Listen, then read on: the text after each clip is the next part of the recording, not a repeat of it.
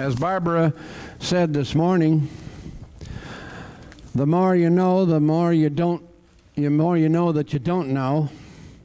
There are so many things that are happening in this nether world behind our backs, things that happen that we are not aware of, and that's going to be more or less the subjects of our next two presenters. Fritz Springmeier, coming to us from Oregon, has spent 20 plus years researching what's been going on in things that most people, not this crowd particularly, but of course most people really have no clue on in the area of influencing actions of people with various types of mind control. He has so much information it's almost incomprehensible. You wonder how anybody put together that much stuff in a 20-year period. One of the books that I have of his is encyclopedia size, and that's only one of whatever 10 or 20 that he's put together. So there is a lot of information for him to try to cram into the next 55 minutes for you, but he will have a workshop, of course. So welcome for the first time here at Global Sciences, of course, another new find, Fritz Springmeier, please. Thank you. Thank you very much. Where were you when John F. Kennedy was assassinated? Do you remember how you felt?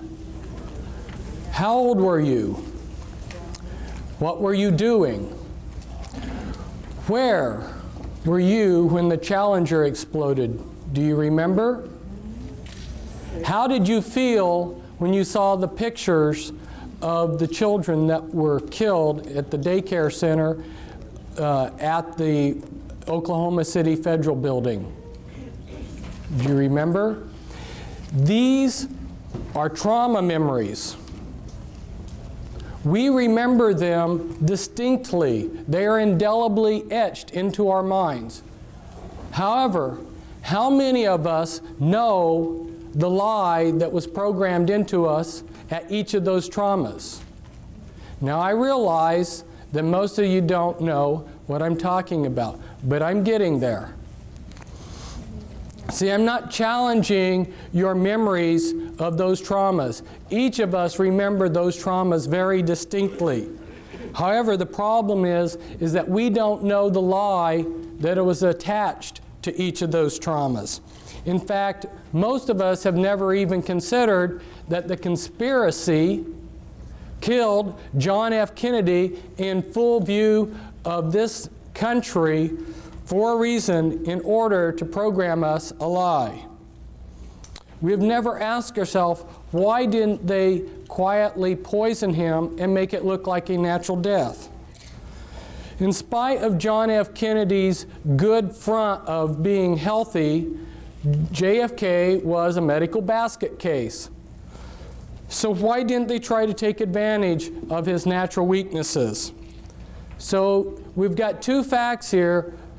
The fact is that they killed John F. Kennedy in full view of the entire nation, and the other fact is that we still have a trauma memory associated around that trauma. However, we do not understand, most of us, how they programmed in a lie to us through that trauma. Now, those traumas that we have just discussed are very mild compared to the type of traumas that we're going to be discussing today and in the workshop tomorrow in the afternoon. I'm here to tell you about trauma-based total mind control. This is a type of mind control which turns the victim into a puppet, a slave. This is a type of mind control which is so horrendous that it dehumanizes a person to be a robot, an expendable piece of machinery that they can throw away. And the problem is that this mind control is essentially totally undetectable. The things that I'm going to be telling you today are going to affect you and your children and your grandchildren. And I don't have enough time up here in 55 minutes or an hour to give you much more than just scratch the surface of what I have to tell you. But I do want to be able to, in this first hour, to tell you the issues and then also expose you to our literature, our information that we have that you can obtain that covers those issues, so that if you want to obtain more information on this, you can. Today I'm going to give you some important keys to some of the important mysteries in your life. Everyone loves a treasure hunt. Today you've hit the mother lode. This mind control pertains to many of the things in our life. Why are so many people being abducted by UFOs? Why do things keep going wrong in our government? Who is running the world? How do we protect ourselves from someone who's an intelligent agent of the New World Order? How do we protect ourselves from deception? These are all issues that relate to mind control, and they are the type of issues that I give answers to. What would you like to know about the New World Order or its mind control? Or perhaps the subject bores you. If you don't know where you're going, how will you know when you get there? Where is this nation going? Where are we going with all these UFO abduction experiences? I'll tell you, we are headed toward total mind control. And I'm giving you this talk to motivate you, to help you, to inspire you, to inform you. And I'd like to do a little exercise. Look at the person on your right and look at the person on your left. Now, I'm not doing this to instill fear into you. But the reason I wanted you to look at the person on your right and the person on your left and then yourself is because one or all of you may be under this total mind control and not even know it. But I'm not saying this to instill fear into you, but I'm trying to motivate you out of your complacency.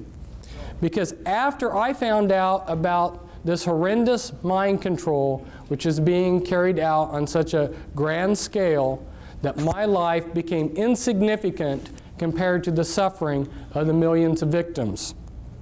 And that's why I've dedicated my life to stopping this mind control, or doing as much about it as I can. But I can't do it all by myself, and nor can I succeed with my co-author, Cisco Wheeler, back there, but we need all of your help. Now, this has been a great conference. There's been a lot of great speakers. But if I was to sum up this conference, I would sum it up as saying mind control and disinformation. What do I mean by disinformation? Today, people don't understand what disinformation is. One needs to go and study, which I have done, how these intelligence agencies that disseminate disinformation, how they operate, and what kind of disinformation they put out. A very good example of this is MI5 and MI6, British intelligence. Maybe a lot of you are aware that British intelligence created American intelligence. And British intelligence is extremely powerful.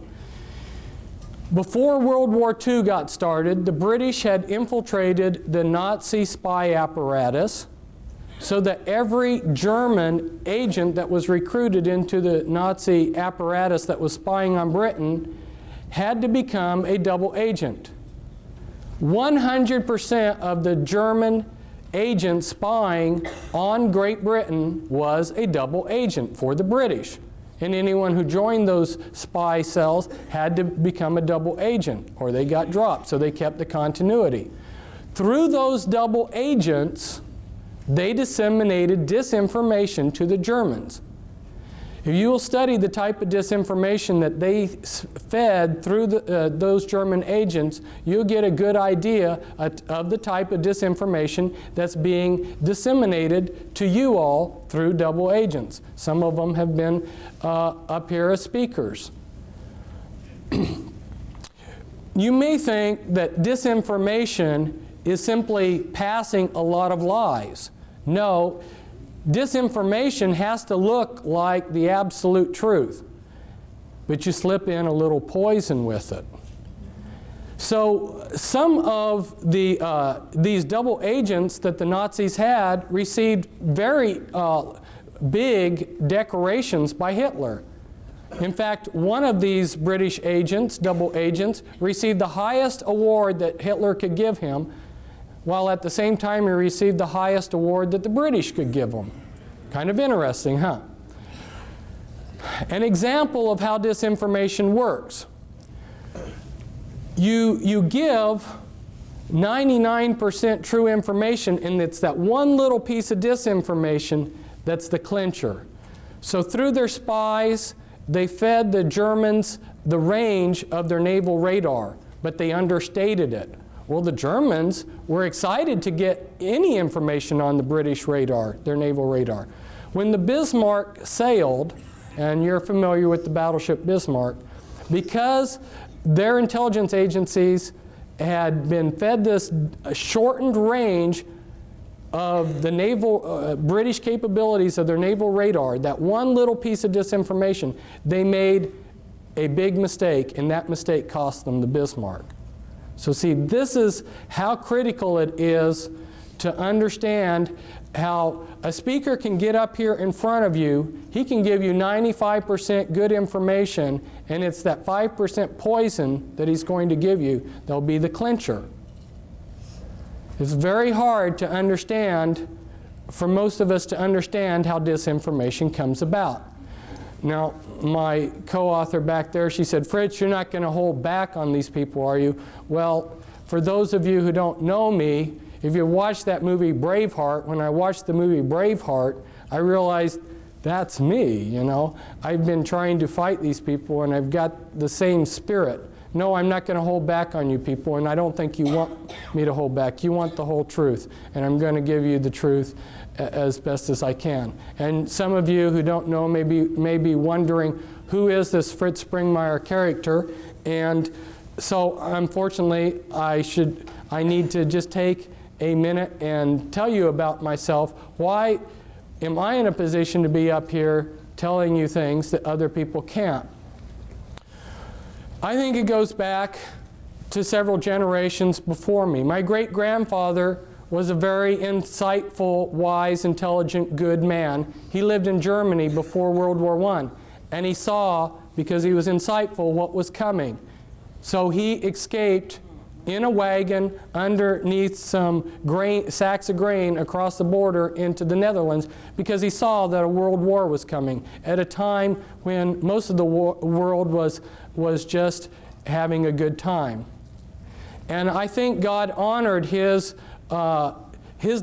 desires of his heart not to be involved in all the warfare that he saw coming to Europe, because he had 5 sons, and they had a lot of sons, and not one of his sons or grandsons ended up fighting in a war, because their age staggered them so that none of them ever got drafted. That's pretty amazing. And then if we look at my father he's still alive. He's exceptionally brilliant man. You would call him a genius. And as I grew up, he allowed me to ask 1,000 questions. You know, I sat there and pestered him the whole day asking him questions, and he would answer them. And he never got tired of that. And he tried to take where he was at in life and his capabilities and help the world. And my mother, she was another brilliant person. My mother and father grew up on farms. They were farm people. They were good people. They were not associated with the system at all, nor have any of my relatives, except for one of my dad's cousins in World War II, because he was a genius, worked on the Manhattan Project. But my father has basically been a technocrat for these people that run the world, and he tried to make a career out of going to third world countries and developing their agriculture. And so I got to see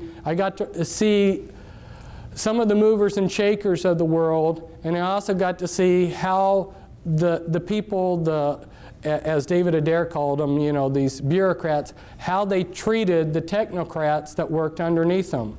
My father was sent by the U.S. State Department aid program to Nepal when I was a child to develop the Nepalese agriculture. And he painstakingly typed up a big, massive report of their state of affairs all over the country, which he traveled on by foot and by jeep.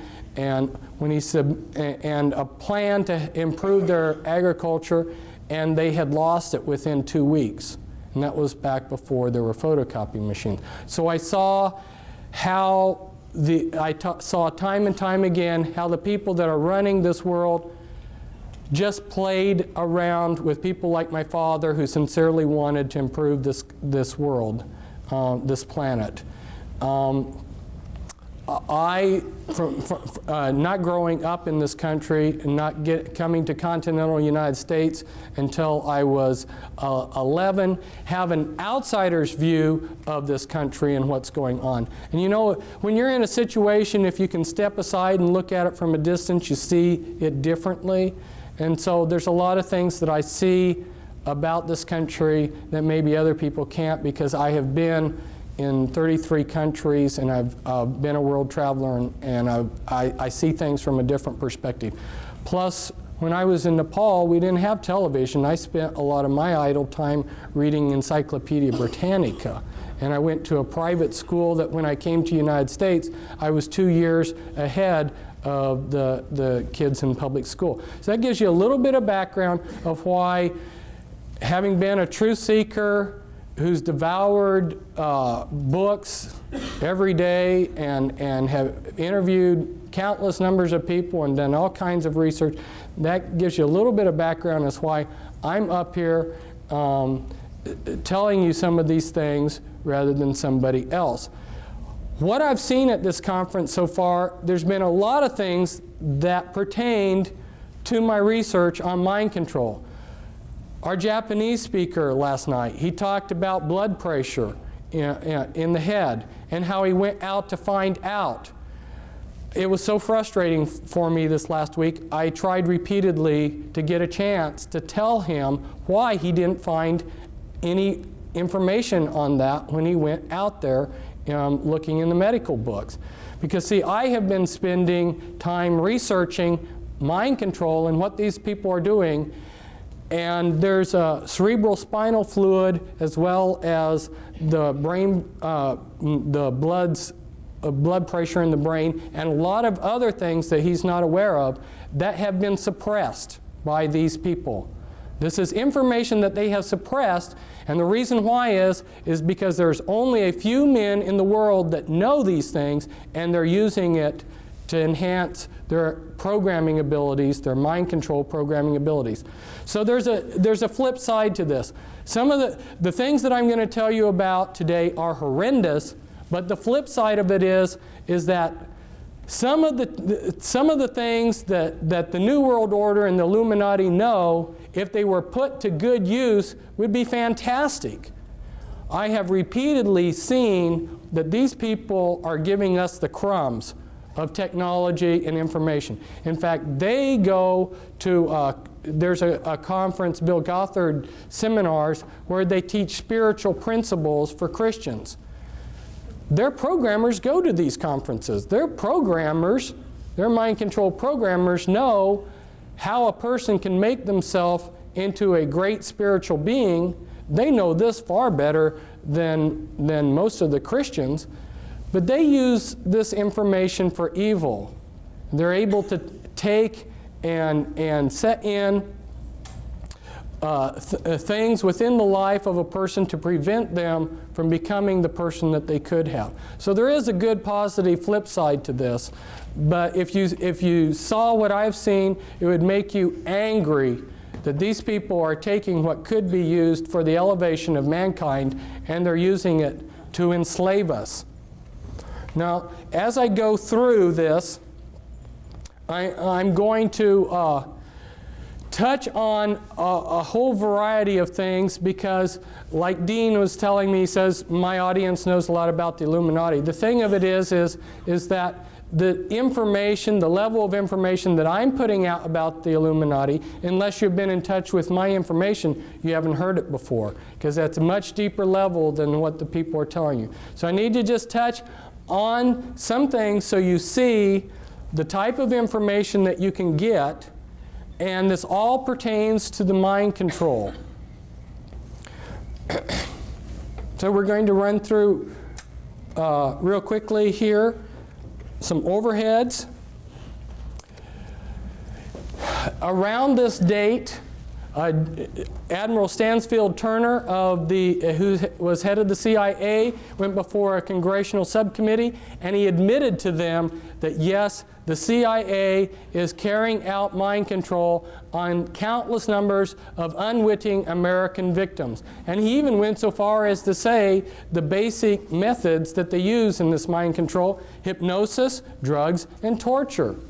And around this period of time that he was addressing the congressional subcommittee, why the New York Times had this article. Here they mention a couple names of these are mind control programmers, Dr. Ewan Cameron and Dr. Louis Jolyon West. They were two examples of mind control programmers.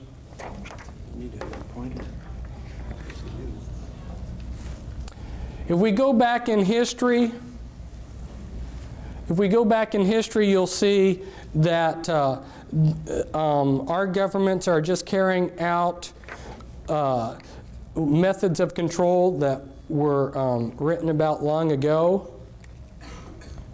Now, those of you who have been associated with the Army realize that they have a lot of pamphlets and books for their people. This was a handbook for chaplains, and inside this handbook for chaplains, they tell all of the religious groups that are recognized by the U.S. military, and one of those groups that's officially recognized is the Church of Satan, so that if you are a satanic priest in the Church of Satan, you are exempt from the draft because you're a clergyman.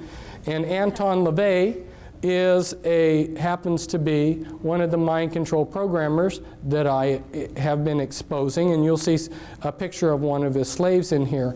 In this book, in this handbook for chaplains, they will tell you that there are 3 degrees within witchcraft, and that is correct. Those first 3 degrees make up the anarchy level of the Illuminati, and then you have a hierarchy level within the Illuminati. Last summer, I went out on speaking circuit of 14 major U.S. cities, and there was a tape made, a professionally made tape in a television studio where I explain charts like this, explain a lot. So I strongly recommend that you get that videotape because it gives an excellent overview of a lot of things. But for instance, you'll have this diagram explained, and I go into the top 13 Illuminati bloodlines in that tape. I also have a book. This comes from a book, The Top 13 Illuminati Bloodlines. This pertains to the mind control because these bloodlines learned about these mind control techniques many centuries ago. These are the movers and shakers of the world. And for instance, the Rothschilds, their secret genealogy traces back, and this is inside information. You're not going to learn this reading a book. This is inside information. Their genealogies go back to Nimrod. So these are some very powerful bloodlines, and they have learned a lot of techniques for controlling long ago. And when you learn who the bloodlines are, it totally changes your view of history. Now, for instance, Grant and my co-author back there, Cisco, who I brought out of the Illuminati, her father was a programmer, and parts of her were used for programming. Her great uncle, her dad's uncle, was the head of the U.S. military during the Vietnam War, General Earl Grant Wheeler, and he was a descendant from Hiram Ulysses Grant, and Ulysses Grant was of the Collins bloodline and of the Delano family bloodline, two very powerful bloodlines, and you may have thought that he was just a common ordinary person. To understand what's going on, you really need to understand these bloodlines, and that's why I encourage you to get the book that we have back there, the Volume 1 book, the Top 13 Illuminati Bloodlines. These are just some representatives of those bloodlines. And these are Illuminati members that I'm showing you here that are representatives of the different bloodlines. And the DuPonts, for instance, have been in charge of a large portion of military-industrial complex. They have produced the gunpowder for all of our wars. So every war that we've had, they've gotten incredibly rich. They also are into a lot of the chemicals. Every day you use chemicals that came out of DuPont factories. The Freeman family and Gaylord Freeman, head of the Priory of Zion. And this is the Kennedys. Here we see JFK at the Great Pyramid. It seems like a lot of these Illuminati types have made a pilgrimage to the Great Pyramid. And here's Anton LaVey. See if I can get him up a little bit so that the camera can see a little bit. This is Anton LaVey with one of the members of his church, Sammy Davis Jr. Sammy Davis Jr. was part of Rat Pack, which were working with the intelligence agencies and were Satanists.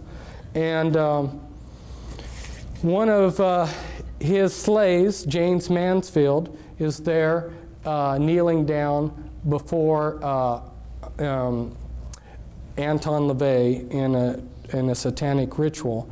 And here was the first presidential model sexual slave that they allowed the public to see. This is Marilyn Monroe. She both James Mansfield and Marilyn Monroe had sexual relations with John F. Kennedy. And here I believe that you can see her switching personalities.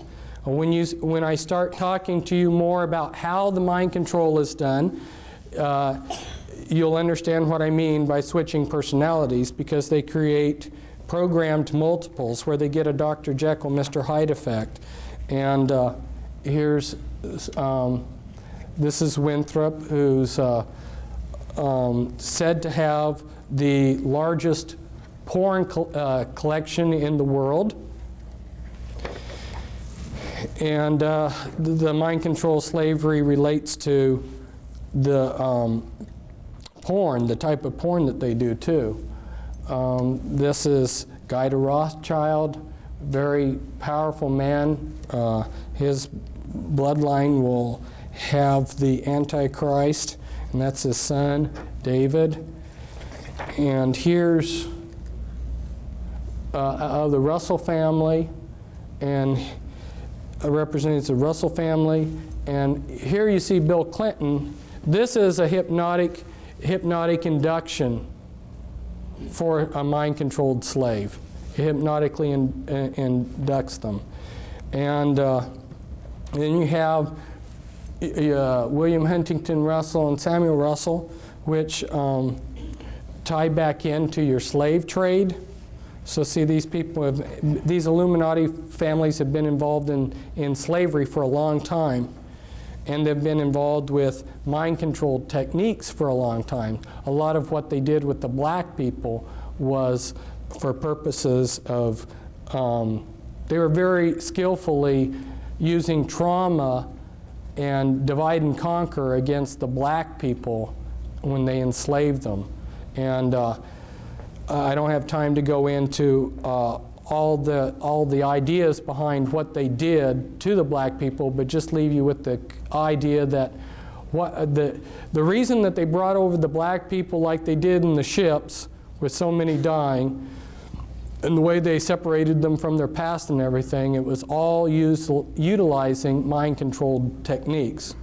And this is some other Illuminati bloodlines here. The Lee family, Li Ka-shing, billionaire in Hong Kong. Some others. Hitler was of the Rothschild bloodline. I found out that Scotland was very important to all of this, and I just highlighted some of the Scottish clans that were involved in the Illuminati. And for some of you that need to see this, because you wonder if satanic ritual abuse does occur, I got this out of a museum, and it's written it's an oath to Satan that's written in the blood of the person who made the oath. And this is very standard for people within the Illuminati. And this all relates to how the mind control is done, because a lot of you can't separate the rituals, the satanic rituals, from the mind control programming. They dovetail in. But they're also using alien themes in the mind control too. And again, I will explain this in the videotape. It's a castle in Belgium, an important castle of the Mother of Darknesses, which is a rank within the Illuminati. This is the front entrance to it. The Illuminati have set up objectives, okay? And then those are broken down into components, and then they use different parts of society to bring those objectives about. They want things to happen as if they're happening naturally. From debriefing people that have heard planning sessions where the 20-year and the 30-year and the 50-year plans of the Illuminati were explained in detail, one of the major components to their plans is they want everything to happen as if it's unfolding naturally. So where the mind control slavery is so important is they have salted their people throughout all levels of society. There is no religious group, there is no philosophy, there is no political group that can't be infiltrated with their mind-controlled slaves. Here's an example of another objective. And you can see how they've broken it down into components, and then their people that are salted throughout different areas are bringing about those goals. This is explained in the videotape, so I won't explain it, but it shows the type of thing that I go into in some of my literature, in some of my books. And this is the Illuminati occult area boards that when they went to make federal regions, they copied the boundaries that the Illuminati occult area boards already had. And again, this is the type of thing that we talk about in the videotape. And you may say, what does this have to do with mind control? It's because healthcare and control of grains and all of these different things that we see being controlled behind the scenes, the way that they are able to control them is with these programmed multiples. And that's why people are saying, well, I can't believe that there's a conspiracy because I don't see it. No, it's being very subtly done behind the scenes. Here, Alice Bailey, who was connected to these people, was head of Lucis Trust and wrote quite a few books, started 140 New Age groups. She writes, "Years ago I said that the war which may follow this one would be waged in the field of the world religion. Such a war will not work out, however, in a similar period of extreme carnage and blood. It will be fought largely with mental weapons and in the world of thought. It will involve also the emotional realm from the standpoint of idealistic fanaticism. This inherent fanaticism found ever in reactionary groups will fight against the appearance of the coming world religion and the spread of esotericism. The coming struggle will emerge within the churches themselves." She's talking about mental weapons. Now, she doesn't spell it out here, but what she's talking about is the mind control that I'm talking about. And the name of her book's very appropriate. It's an externalization of the hierarchy. What was done in secret in these secret societies that tie in with the Illuminati, what was done in secret 100, 150 years ago is being externalized into society. And part of the way that they're doing it is through the mind control that's got an alien script to it, and through people that are seeing things and dreams and so forth. You know, one of the ways, see, my father was just naturally smart, but there weren't enough naturally intelligent people for the New World Order types to take advantage of. If you understand what they need to run their computer systems and to do the type of research that they needed to have some trick to get enough geniuses to really move rapidly forward with what they wanted to accomplish. And they discovered that if they scarred the brainstem, they could create somebody with a photographic memory. And so a lot of your people out there that are geniuses working for the system are mind-controlled slaves that have their brainstem scarred as a child. They've been given a photographic memory, and they've got programming. Now, how do they control these people? Well, they are releasing technology at a rate that they have decided upon, and they release that. If you're a mind-controlled slave, a lot of the ideas that you will get will come as dreams. Okay? They're controlling the various Christian denominations, various Christian religions. They're controlling the New Age movement. Your New Age prophets that are seeing things. Where do you think this stuff is coming from? And that's why I was so pleased to see Raylan Russbacher tell you her own personal story about how she discovered that the things that she had been channeling were actually being channeled through her via mind control from the intelligence agencies. This is, it doesn't show up very well on here. It's such a beautiful picture, but it's the inside of the House of the Temple of the Supreme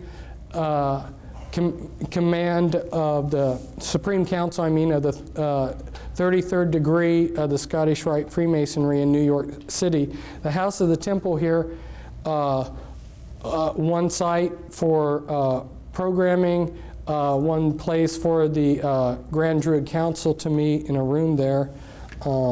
Here I'm at a programming site. And this is the Presidio, and this is real near the Presidio, the Palace of Fine Arts, and where Illuminati have done rituals. Here's some more pictures from the area. You'll notice that the 6th Army has the satanic hexagram within a circle with the satanic anarchy A inside of it, and a lot of their staff are Satanists. This is some more sites around the area used for programming. This is on the Presidio where the Illuminati have had some rituals inside of there. And in the distance here is Alcatraz, which has been used for ritual programming. This is Tavistock, which is a site that's been used for mind control programming. Rothschilds have used Tavistock quite a bit. Here's a couple programmers. This is Michael Aquino, who's head of Temple Asset. He's a mind control programmer. And I don't think that he's got his staff in his hand there in the picture, but he oftentimes carries a staff. That's staff is like a cattle prod, and it will give you electroshock. There's been quite a few books coming out recently about the mind control, but they're all pretty vague. So I encourage you to get the Volume 2 book that we have, and the title to it's the Illuminati Formula Used to Create an Undetectable Total Mind-Controlled Slave. Now, how are they doing this? Well, they're using natural things, natural functions of the brain. Some of you have probably been driving along the road and you've been talking to your wife and just driven automatically. See, the mind can work in two different things. What you're doing is you're hypnotically trancing out on your driving.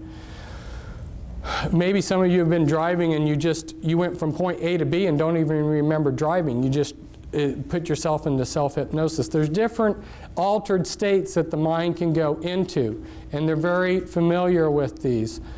The mind also has the ability to disassociate. You know, if you say, some people, if they say something that's wrong, and then you try to correct them later on, they say, well, no, I didn't say that. Their mind has to disassociate. Or you go on a trip and you remember the good things but forget the bad things.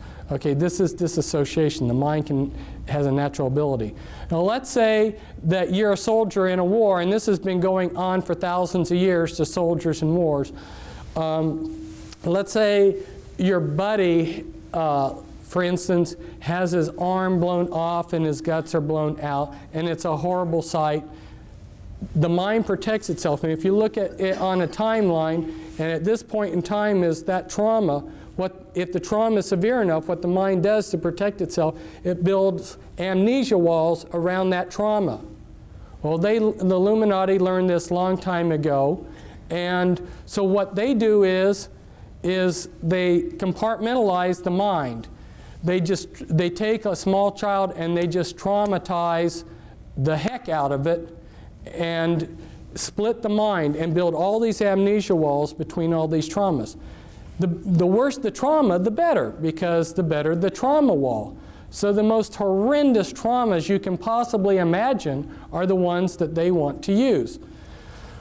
When you've splintered the mind up into many pieces of disassociated pieces, then you can go in and pull that piece up to the front of the mind, and you can construct out of that piece of memory whatever you want out of it. Now, you remember that some people have said that the human mind is like a huge computer, and if you got all the computers of the world together, in some ways your mind would excel. You would be all of the computers in the world. You've got a fantastic computer here. Well, you know how a computer can section off memory. You know, when you turn on your computer, if you need to reboot it, it reboots out of memory that you can't get to. In order to make a functioning computer, the big hurdle that they had to jump over was to be able to create memory that you couldn't access. Well, that's what they're doing with the mind. They're splintering up your memory into thousands of little pieces. My co-author on a couple books on the mind control, her mind was split 30,000 ways. Now, you take those pieces of the mind, yeah, tremendous amount of trauma. Think of the amount of trauma it takes to split the mind and then multiply that times 30,000 times. Tremendous amount of trauma all through these people's lives. So you take that piece and you can make that piece of the mind into anything you want. Now let's say they take one piece and they show it films, and through the programming they make it into a particular personality. Well, what they want to do is they want to make the most perfect front for their slave possible. And so they will test a slave, they will test a victim that they're going to make into a mind-controlled puppet. They'll test them when they're a small child. And I go into the techniques in the book as to how they can test as to what your abilities are. They use EKG tests, and they know how to determine what your abilities are as a small child as to when you would grow up. So they plan out your they plan out your life ahead of time. They say, this one will be a doctor, this one will be a lawyer, this one will be a scientist working on rockets, this one will be this one will be that, okay? And depending on what they're wanting you for will determine the type of programming they give you. So it's very systematic, and because the movers and shakers of the world have all of the resources, basically, they can move these people into whatever field they decide for them, so they become the top of their field. Now, their front personalities are very legitimate, sincere people. They don't know about the Dr. Jekyll, Mr. Hyde effect. Imagine yourself being a Christian minister and horrors of horrors finding out that you've got disassociated parts of yourself that are Satanists, that are satanic, that go to Illuminati rituals. We recently had a minister fly in with his wife. He heard me speaking last summer on my lecture circuit, and when he heard me talk about the Illuminati, he realized there's nobody else that understands the Illuminati or the type of programming I have that can help me. There are very few people out there that understand this. That's why he came to visit us. That's one reason why I needed to talk to your people, Dean, about the Illuminati, is because since we have been here in this conference, there have been a number of people that have come up that have discovered that they have this kind of programming. They've come, they've gotten our material just since we have come to this conference. And there's other people probably that will learn it too. And so it gives people that are victims of this some confidence that there's somebody out there that will understand them when they hear that there's a few people like myself that really understand in depth what the Illuminati is all about. Now, this comes from a book. I took it from somebody else's book, but this is somebody who's trying to develop artificial intelligence for computers. He's extremely brilliant. He understands the mind perhaps better than anybody, and he's showing the processes of memory and motivation. And I'm just throwing these diagrams up to you to show you that the natural mind is not one monolithic thing, but it's many components. And the Illuminati understand what those components are and how to divide the mind from itself and how to control those processes. For instance, if you electroshock somebody, you destroy their short-term memory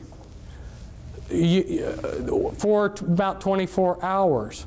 So every time that Cisco was used for some purpose, let's say she was running drugs for them or being used as a sexual slave or whatever they were using her for, on a daily basis practically, they would electroshock her. What that would do is splinter your short-term memory. Once they get you programmed to where they want you, then they will delete your memory of having been used in these things. People that are on sensitive in government projects, if you are in charge of something that takes a classification, you're going to be under mind control. Don't you think that they're smart enough to want to control their secrets? And this was taken at Bethesda, which happens to be a programming center, but it's showing the brain's PT scans of multiples. And you'll see that from when one personality holds the body to another, we've got totally different PET scans. The mind of a multiple personality, and they now call MPD DID, just recently changed that, I think, to throw some confusion into things. But when you look at the PET scans, they're different. If I try to impersonate a different persona while I'm getting PET scans, my brain will look the same. The programming is layered in, and this comes from another one of our books back there. Cisco did amazing drawings where she invited her different alters, her different personalities to work together on putting down on paper what they were seeing, because they had no talk programming. And the programming that is so sophisticated, in the 3-hour workshop, I'm going to try to go through step by step and give you how they're using implants and on and on and on. And I'd love to tell you everything that I know, but as they go in and splinter a person's mind into thousands of disassociated pieces, they have to put those pieces together in some fashion that's going to be useful to them. So then they're structuring. And as they build the structures, they like to use structures like this. Like this is an infinity type structure, so that the person being programmed, they get a feeling like there's no beginning or no end to the programming. It gives them a hopeless feeling. But the type of sophistication, the level of thinking in this programming is so in-depth. This is when they're doing the structuring. This is the beginning of a chart showing the beginning of some structuring that they're doing. And then when the master finally, the programmer or the handler finally has finished programming the slave, he will have a 3-ring binder, a laptop computer with pages that look like this. And if he wants to call up a particular altar, he would say, like Brown Levi 2003 11A, Brown Levi 2003 11A, Brown Levi 2003 11A. That right there would be the access code to pull up a particular personality that they would want. And a lot of these personalities will not live in reality. They live in a total science fiction world. They've been dehumanized. Here's how one of Cisco's alters perceived herself. And they use Walt Disney movies for the programming. As you can see, this is from a Walt Disney movie where a doorknob it takes on life. If you showed a Walt Disney movie like this, you're creating the images for them to use hypnotically as they go in and do the behavior modification and hypnosis on that altar. And so this could be used to create a doorknob altar within a person's mind. And as they go through the dehumanizing process, like in Cisco's system of altars, all but the front altars in her had lost their hearts. They did hypnotic surgery where they took out the hearts out of these altars and replaced them with a heart of stone. So, and that's so that these people can't give their hearts to Jesus. Because if you would talk to these altars and say, give your life to Christ, they'd say, I don't have a heart. I'm not a human. And then they've been dehumanized to think that they're maybe a horse or a dog or a cat or whatever. They build bodysuits out of implants. And you heard about last night about the biochip, how they're able to make a miniature computer that's very, very tiny, the size of a cell or even less. That's true. And they attach these tiny, you have to understand how computers are made. All a computer is an on-off switch. Anything that will consistently do one thing consistently, move in a particular direction or something, can be used as an on-off switch. They take strings of carbon atoms. They use DNA templates. Anyway, they make mini computers that are extremely tiny, attach them to viruses. Viruses have a liking for a particular part of the body. They will build a bodysuit of implants in you with these tiny computers, put in a master computer in the back of your neck, and these are just a few of the sites. These are the audio implants. There's about 6 different major categories of implants. You've got mimics implants, you've got auditory implants, holographic implants anyway. And when they program, they layer in the programming. They use a lot of, some of the base programs are your Alien scripts, your Alice in Wonderland and Wizard of Oz. Those are very common base programming scripts. And also Star Wars and Star Trek. Star Trek's a big one. What are the implications of this mind control? You've heard the term paradigm shift. The implications of this mind control are so mind-boggling that it's taken me years to make what people call the paradigm shift, to really comprehending everything we see. Nothing is as it looks, okay? And anything that is clean has been infiltrated and been dirtied. It's incredible. And this is a newspaper article where people are immigrating, where they're coming into the United States from. And of course, if they put Eastern Europe up here as something, it would be right up there probably in the top 6. But you see Russia and China and Vietnam right up there in the top countries that are sending us immigrants. These are countries that are also practicing mind control. How many Spetsnaz agents have been infiltrated into the United States? We're not being protected, but we're being moved towards a one-world government. Well, they will give us perhaps something that looks like this. This is one of the plans of what they want to give us. It looks real nice, and it looks like we are ruling ourselves through this world government. The problem is that with the mind control, they will control everything from behind the scenes. So, including, I had a friend who was a mind control victim, and one of the insiders that was trying to fight the New World Order came up to him and said, this was back in 1990, and said, "You are a monarch mind-controlled slave." He didn't know what that meant. He said, and this insider said, as proof of who I am and that my information is for real. This was 6 months before the primary election in which Bush and Clinton ran against each other. He pulled out a map, and it had all the votes for the final votes of the presidential campaign, the electoral college votes, and the final popular votes. And these men found out the same thing that I found out from various sources, James Collier and his brother. They spent 20 years tracking down how the voting is rigged. I'm telling you, people, nothing is as it seems, and there are people that can come up here and stand up here and be a lot more humorous than I, and can tell you, that you can vote these people out of office. There is no political system that is going to work anymore when they are making mind-controlled slaves.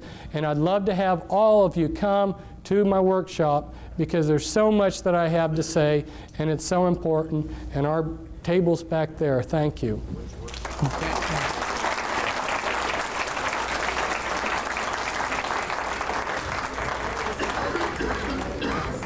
Again, thank you very much, Fritz, for